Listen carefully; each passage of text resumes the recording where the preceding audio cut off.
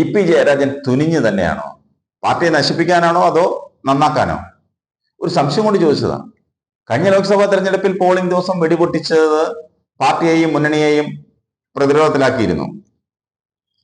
ആക്കുളത്തെ മകന്റെ ഫ്ളാറ്റിൽ വെച്ച് ബി.ജെ.പി. നേതാവ് പ്രകാശ് ജാവ്ദേക്കറിനെ കണ്ടിരുന്നുവെന്നാണ് വോട്ടെടുപ്പ് ദിവസം രാവിലെ തന്നെ ഇ.പി. തുറന്നു സമ്മതിച്ചത്. മകന്റെ കുട്ടിയുടെ പിറന്നാൾ ആഘോഷത്തിനിടെയായിരുന്നു സന്ദർശനമെന്നും ദല്ലാൽ നന്ദകുമാറും സ്ഥലത്തുണ്ടായിരുന്നു എന്നൊക്കെ ഇ.പി. തട്ടിവിട്ടു.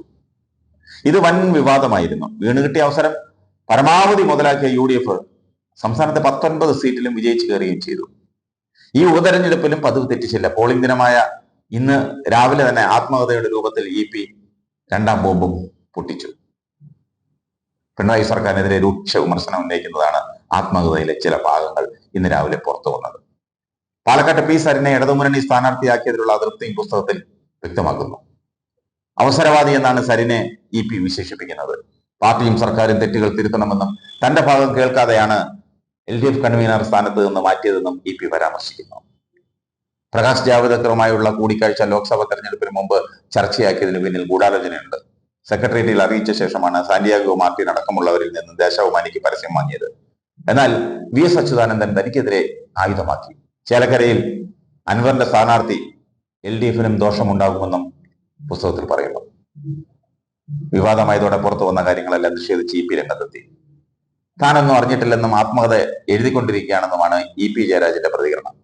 തെരഞ്ഞെടുപ്പ് ദിവസം ഇത്തരം വാർത്ത സൃഷ്ടിക്കാൻ യു.ഡി.എഫുമായി ചേർന്ന് നടത്തിയ ഗൂഢാലോചനയാണെന്നും പ്രസാധകർക്കെതിരെ നിയമ നടപടി സ്വീകരിക്കുമെന്നുമാണ് ജയരാജൻ പറയുന്നത്. അതേസമയം അല്പം കഴിഞ്ഞപ്പോൾ ആത്മകഥയുടെ ഇന്ന് നടത്തുമെന്ന് പറഞ്ഞിരുന്ന പ്രകാശനം മാറ്റിവെച്ചെന്ന അറിയിപ്പുമായി പ്രസാധകരെത്തി. എന്നാൽ പുസ്തകത്തിന്റെ ഉള്ളടക്കവുമായി പുറത്തു വന്ന കാര്യങ്ങൾ പ്രസാധകരായ DC ബുക്സ് നിഷേധിച്ചിട്ടില്ല.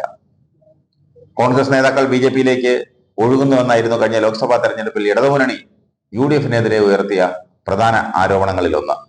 പത്മജ വേണുഗോപാൽ കോൺഗ്രസ് വിട്ട് ബി.ജെ.പിയിൽ എത്തിയതോടെ യു.ഡി.എഫ് തീർത്തും പ്രതിരോധത്തിലുമായി.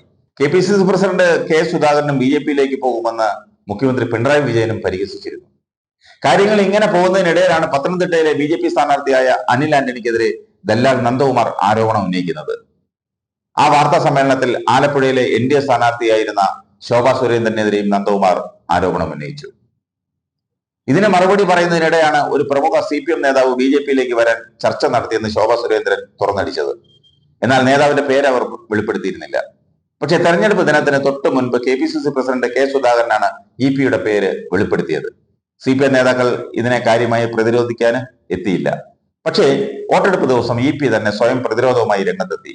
ഇത് വൻ വിവാദമാവുകയും ചെയ്തു. ഇ.പി.യുടെ തുറന്നു പറച്ചിൽ കേട്ടുകൊണ്ടാണ് കേരളത്തിലെ ജനങ്ങൾ പോളിംഗ് ബൂത്തിലേക്ക് പോയത്. തെരഞ്ഞെടുപ്പ് ഫലം വന്നപ്പോൾ ഇ.പി. ശരിക്കും വില്ലൻ റോളിലായി. 12 സീറ്റ് പ്രതീക്ഷിച്ചിരുന്ന ഇടതുമുന്നണി കേവലം ഒരു സീറ്റിൽ ഒതുങ്ങി. 4 സീറ്റ് ഈസിയായി ജയിക്കുമെന്ന് അവർ കരുതിയിരുന്നു. പക്ഷേ ഒരു സീറ്റിലേക്ക് താന്നുപോയി. ഇടതുമുന്നണിയെ തോൽപ്പിക്കാൻ അച്ചാരം വാങ്ങിയാണ് ഇ.പി. തുറന്നു പറഞ്ഞതെന്ന് പോലും ആരോപണമുണ്ടായി. പാർട്ടി അദ്ദേഹത്തെ ഇടതുമുന്നണി കൺവീനർ സ്ഥാനത്ത് നിന്ന് നീക്കുകയും ചെയ്തു. പാലക്കാടും വയനാടും ജയിക്കുമെന്ന് ഇടതുമുന്നണിക്ക് പ്രതീക്ഷയില്ല. പക്ഷേ ചേലക്കര അങ്ങനെയല്ല. അവിടെ ജയിച്ചേ പറ്റൂ. വർഷങ്ങളായി തങ്ങളുടെ കോട്ടയായ മണ്ഡലം കൈവിട്ടു പോകുന്നത് ആലോചിക്കാൻ പോലും ആകില്ല. ഒരുപക്ഷെ മണ്ഡലം കൈവിടുകയോ ഭൂരിപക്ഷം കുറയുകയോ ചെയ്താലും അതിന് കാരണക്കാരൻ ഇ.പി. ആയി മാറും. ഇടതുമുന്നണിയെയും CPM-നെയും ഇല്ലാതാക്കുവാൻ തുനിഞ്ഞിറങ്ങിയിരിക്കുകയാണ് ഇ.പി. എന്നതിന് പ്രത്യക്ഷ ഉദാഹരണമാണ് വോട്ടെടുപ്പ് ദിവസങ്ങളിലെ വിവാദങ്ങളെന്നാണ് പാർട്ടി പ്രവർത്തകർ പോലും പറയുന്നത്.